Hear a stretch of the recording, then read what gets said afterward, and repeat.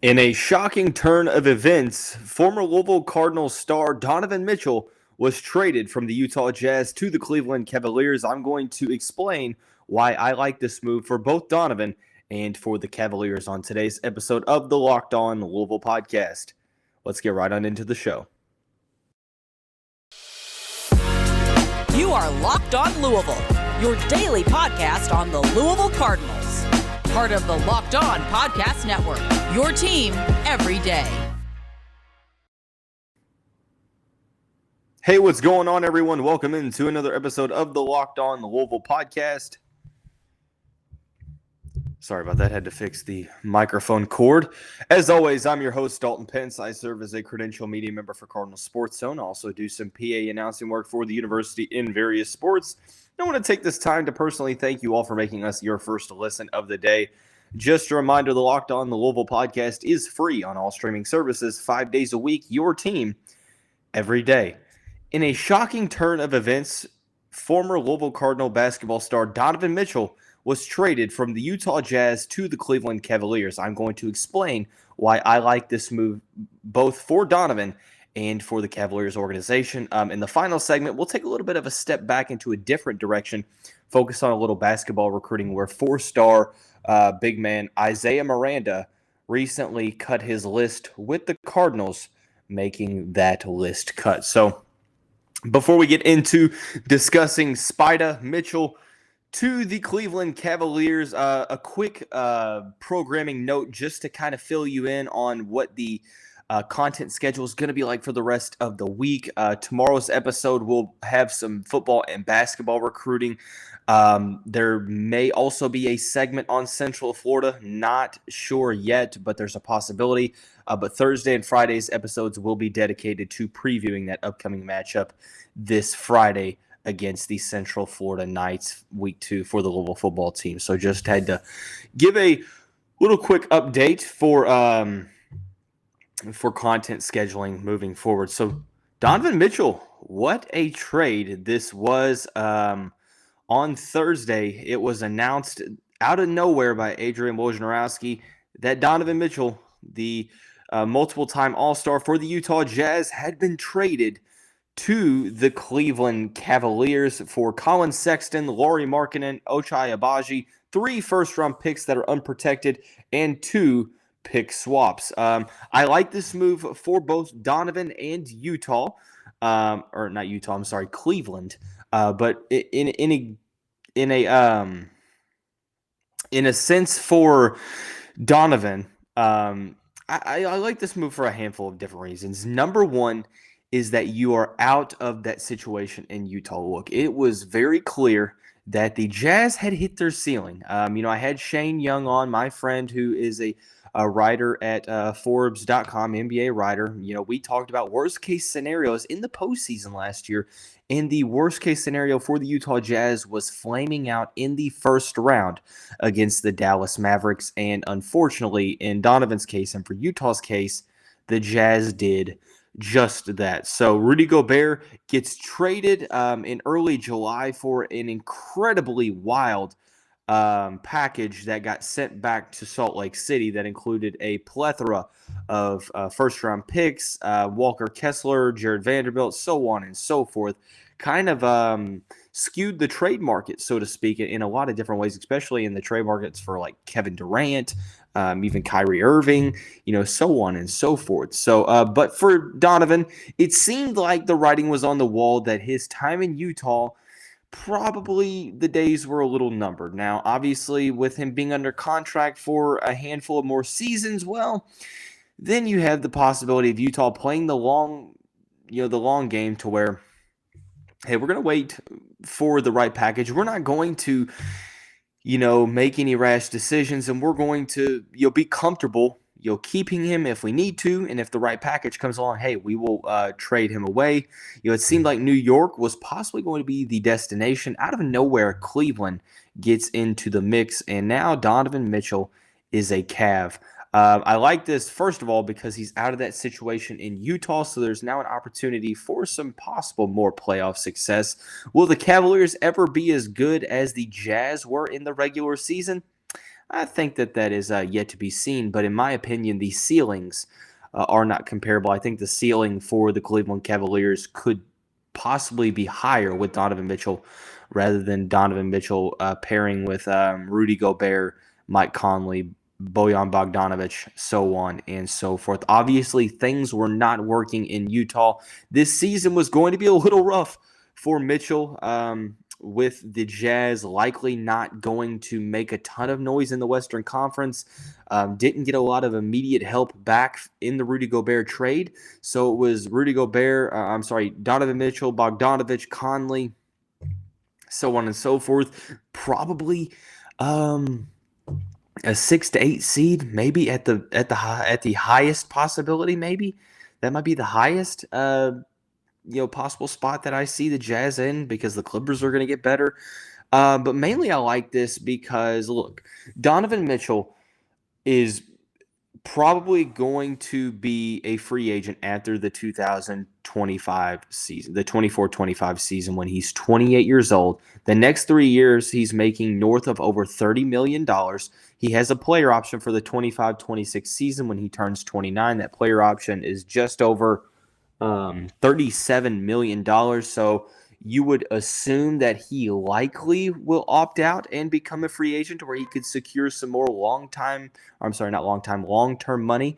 And he's realistically probably going to be in his prime at 28 years old. So if you're Donovan Mitchell, you could say, hey, look, you may not necessarily think that Cleveland is going to be the long-term destination that you are going to finish your career in. So, you have essentially 3 more years of playing in your current situation before you test the free agency waters, and you can probably go get a max contract somewhere of your choosing. You're only going to be 28, 29 years old, so you're right into your prime, or if not, you're about to enter your prime. So that's good news for Mitchell.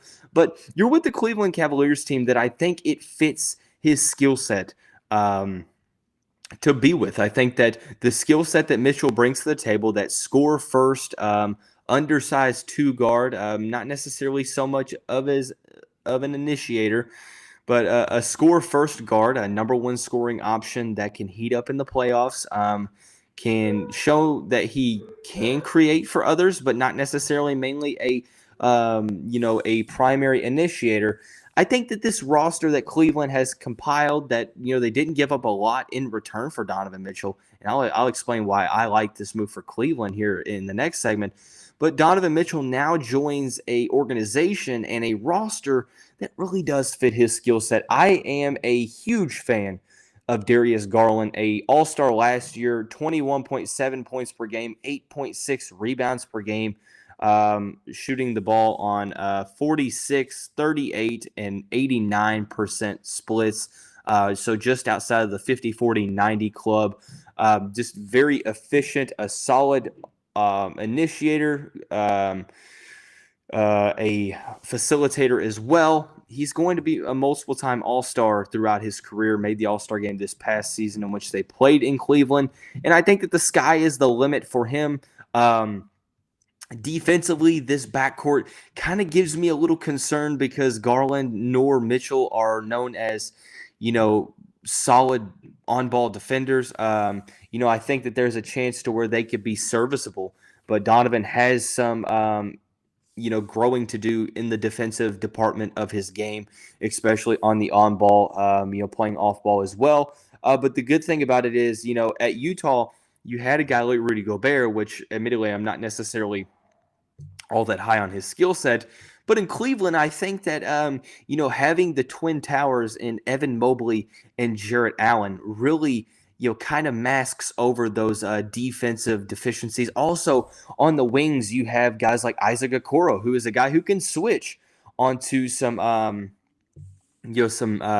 more explosive ball handlers. The same with Karis LeVert, who's coming off the bench now, is a huge option to be able to play with there. Overall, I think that this is a fantastic move for Donovan Mitchell because now you have 3 years to where, you can grow with this unit. Jarrett Allen and Evan Mobley are going to continue to get better. Darius Garland is just scratching the surface of the type of player that he can be. Same with Isaac Okoro. You have a young nucleus in which you are going to be the number one option. You have some veteran presence and guys like Kevin Love. Chetty Osman is also in the rotation, a solid, 3-and-D wing who can kind of be maybe a secondary creator.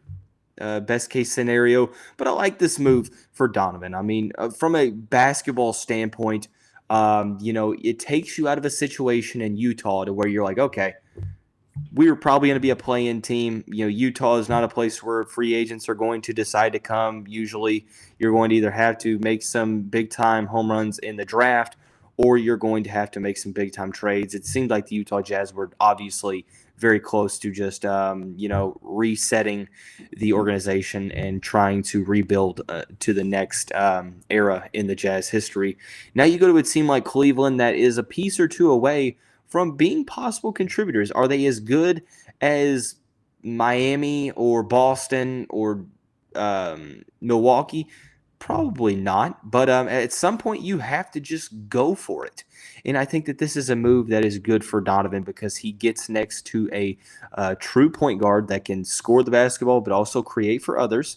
That has not even come close to scratching the potential. You have multiple rim protectors, guys that can space out and hit the deep ball like they did in Utah. Maybe not at that high of a rate, but all have shown that they can hit it at a good percentage. And then you have some just very solid players. So growing over the next 3 years, it's going to be very interesting to watch the Cavs progress as a collective unit. But I'm very, very excited for what this means for Donovan Mitchell. I'm also excited for what this means for Cleveland, and I love this move for the Cleveland Cavaliers. I'm going to talk about why here in just a second after we talk about our friends over at Underdog Fantasy. Underdog Fantasy is the easiest place to spice up college football season. It's easy to get started, easy to play while you watch your favorite team play. You can win cold hard cash in a single game. Underdog has invested backing from Mark Cuban, Kevin Durant, Adam Schefter, and more, so it's heavily trusted throughout the sports industry. They've always been focused on building superior products for such a fun user experience. Customer support team is top notch. The best in the business hosts really all across the Locked On Podcast Network have been raving about their experience. I have yet to try it, but I'm really, really excited to see what Underdog Fantasy is all about. From those that have tried it, it have basically said, look, it's the easiest place to win money while watching fantasy football. You can while watching college football, you can look for your favorite player's stats, pick whether you think they'll end up with a higher or lower total than that stat in this week's game. And if your picks are right, you can win up to 20 times your money in a single night. Just head to UnderdogFantasy.com or download the app, sign up with the promo code LOCKEDON, and Underdog will double your first deposit up to $100. Deposit $100, get $100 free. That's Underdog Fantasy while using the promo code LOCKEDON. So as I mentioned, I love this trade for both Donovan Mitchell and for the Cleveland Cavaliers. Just a refresher, the package that the Cavaliers gave up included Colin Sexton, Lauri Markkanen, Ochai Agbaji, 3 first-round picks, 2 pick swaps. I like, first of all, this move from a trade standpoint. I don't feel like Cleveland gave up all that much. Colin Sexton was a free agent still, a restricted free agent at that. So, it seemed like Cleveland might not necessarily have been sold on Sexton as a piece for the future, hence why they hadn't signed him. Maybe they did, but they just didn't believe in the money that he was requesting. So Sexton agrees to a sign and trade with Utah. You give up a first-round pick in Ochai Agbaji, who hasn't played a game yet, but he's probably going to be pretty solid. And then Lauri Markkanen is a solid rotational piece. 3 future first-rounders, 2 pick swaps. So you are kind of leveraging or mortgaging your future for this move, but I like this move for Cleveland. It is a gamble. Look, Cleveland is not a free agent destination. LeBron James, who was the best player in the league for a X amount of seasons in his first stint in Cleveland, the reason he decided to go to Miami is because he could not lure top free agents to come to the city of Cleveland and play for the Cavaliers organization. If LeBron could not get free agents to come to the organization, what are the chances that the current nucleus does? I'm not saying it wouldn't be possible, but hey, I mean, it's hard to be able to imagine that would be the case. So you would have to either get good by the draft or from trades. With where the Cavaliers were, being the 8th seed in last year's regular season in the Eastern Conference, losing in the play-in, they likely weren't going to get a star in the draft. They got Ochai Agbaji, I think is solid. But, hey, look, now you are in a situation where you trade for a number one scorer. You get a clear upgrade. Donovan Mitchell is clearly better than Colin Sexton, pretty much in almost all facets of the offensive side of the ball, probably even defensive as well, even though that might be a little questionable. But you add a guy who is I think he's a 3-time All-Star, 26 points last year per game, 4 rebounds, 5 assists, shot 45% from the field, 36% from behind the arc, and 85% from the free throw line. So you add a number one scoring option to a blooming star at the point guard position in Darius Garland, possible all-defensive team forward in Evan Mobley, and Jarrett Allen, who is one of the better rim protectors in the league. Not to mention Isaac Okoro is on the wing. You have Chetty Osman, and then you have a veteran presence like Kevin Love. So you have a solid nucleus now. Is Cleveland in a situation to where they're going to be contending? I don't necessarily think so. They still might be some rotational pieces away from getting there, or maybe some, continued progression from the younger guys on the team. But they have a solid nucleus. I don't think that they are on the tier that Milwaukee and Boston, or maybe even Miami is on, but I think that they're solidly in that second tier now. A lot of this is going to depend on Donovan Mitchell's defense as well, how well he works with Darius Garland. Sure, there might be some concerns now over, okay, who's going to handle the basketball primarily. I think that Donovan Mitchell is going to have to learn to play off ball more, but I think that, he's shown at times in Utah where he can do that. But I like the fact that you have a number one facilitator now that can get Donovan some open shots. You have a guy that you can run the true pick and roll with Evan Mobley, and now Jarrett Allen as well. So Cleveland is now a more complete team, in my opinion, than he ever had in terms of a complete team in Utah, in terms of being geared up and tailor-made for a deep playoff run. So I love this move for the Cleveland Cavaliers. It is a gamble. Make no mistake about it. They are mortgaging their future. 3 first-round picks that start in 2025 and they alternate. So 2025, 2027, 2029 first-round picks unprotected, along with 2 pick swaps in 2026 and 2028. Donovan Mitchell could be a free agent after 2025. So who knows if they try to get to extend him on a long-term deal. But I like this move because it is showing that, look, they're going for it.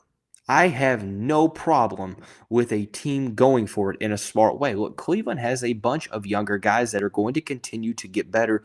Now you add a multiple-time All-Star, a guy that's averaged over 25 points multiple times in his career, and you pair him with one of the better point guards in the league coming up, 2 very solid rim protectors, some solid stretch forwards, and some solid defenders. I don't see how you couldn't like this from the Cleveland Cavaliers perspective. So with that being said, now I do want to take a little bit of a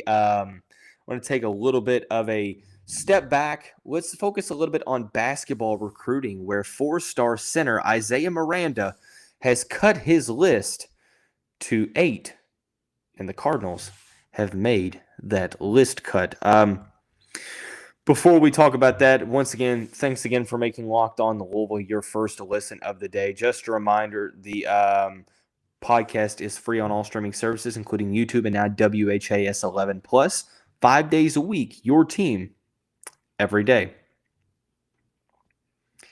It was announced late last week that the 30th ranked player, according to 24/7 Sports in the 2023 cycle, Isaiah Miranda, has cut his list to 8. The Cardinals made that list alongside of Rhode Island, Oregon, Texas, Georgetown, UCLA, UConn, and USC. He had a conversation with 24/7 Sports, the Cardinal Authority site. He said the coaching staff that has moved in really has a lot of history with getting guys to the pros, and they are really good at developing guys. I want to know how they would utilize me and how they would get me better and help me to get pro ready by the time I'm ready to make that transition to becoming pro. Apparently, the rumor has it, or the report has it, that Miranda will be visiting the Cardinals at some point soon. An official visit is in the works. He has seen a big rise in the recruiting cycle after a solid, AAU season. So this is a situation to where, we've been hearing about a lot of combo guards and combo forwards, but not a ton of big men have been talked about in the 2023 cycle as it pertains to the Louisville basketball program outside of Aaron Bradshaw.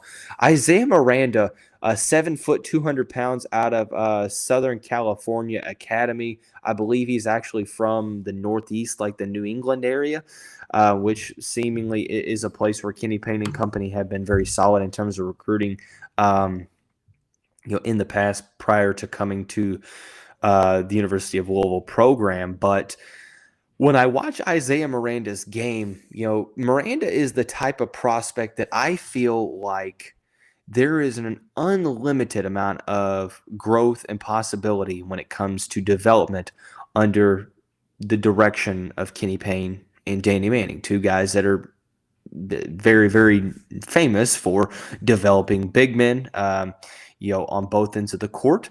And I think that Isaiah Miranda is a guy that has close to a 40-inch vertical, moves extremely well for his size, moves like a guard, is solid in transition because of how fluid he is, a little bit raw on the offensive end, but can shoot the ball well from deep. Now, make no mistake about it, just because you can shoot does not mean that you are going to be a shooter at the next level. But making, I believe, 2 threes in the AAU circuit on 60% from behind the arc, he's shown that he can shoot off the dribble and catch and shoot situations in the corner. I wonder what that potential looks like and what that growth looks like at the next level, given an offseason, given a year in Kenny Payne's system. I think that the potential is through the roof in this context and this situation, because Miranda has the he has the size, being 7 foot, will have to continue to add weight, only 200 pounds.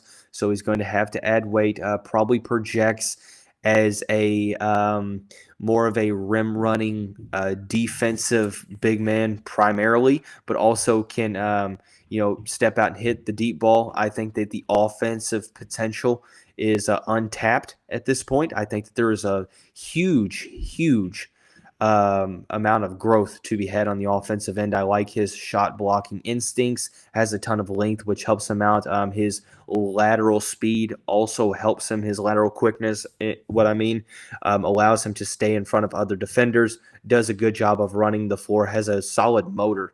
And just overall, you have to like what you see when you watch Miranda. There's no shock as to why he's quickly rising up recruiting rankings.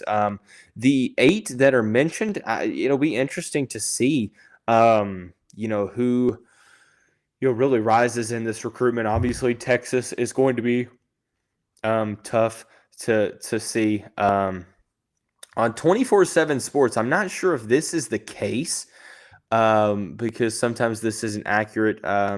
It says that the Cardinals offered Miranda back in late July, and it has September 9th as an official visit, which is this upcoming weekend. So something to focus on here as the week goes on in terms of if we hear any more news in that regard.